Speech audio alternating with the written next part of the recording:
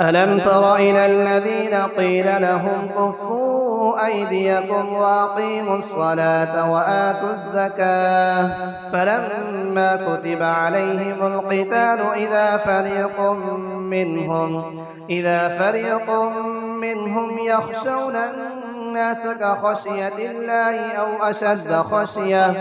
وقالوا ربنا لم كتبت علينا القتال لولا أخرتنا إلى أجل قريب قل متاع الدنيا قليل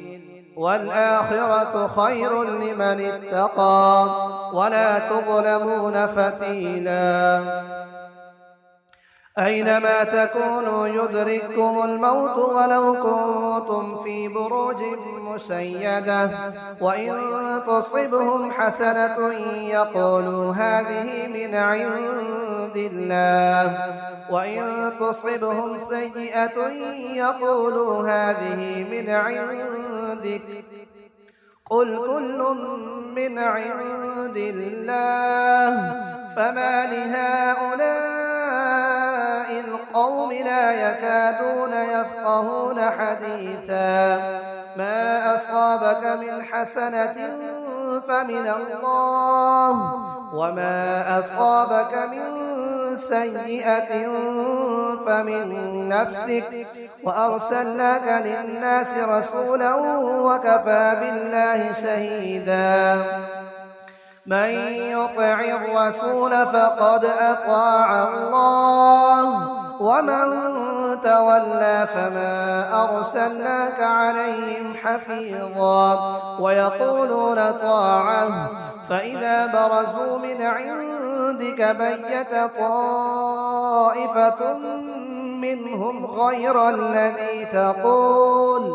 والله يكتب ما يبيتون فأعرض عنهم وتوكل على الله وكفى بالله وكيلا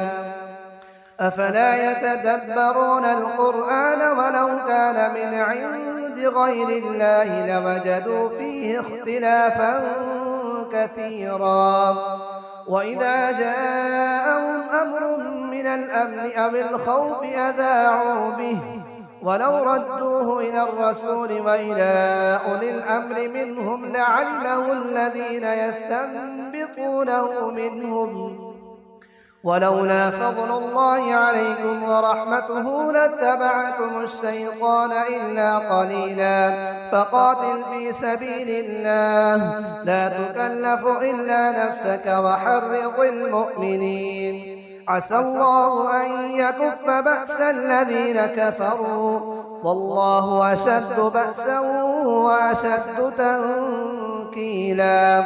من يشفع شفاعة حسنة يكن له نصيب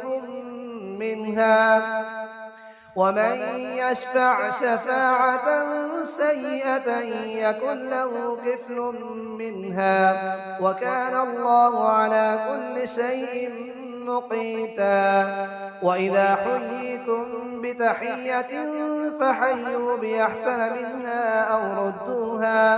إن الله كان على كل شيء حسيبا الله لا إله إلا هو ليجمعنكم إلى يوم القيامة لا ريب فيه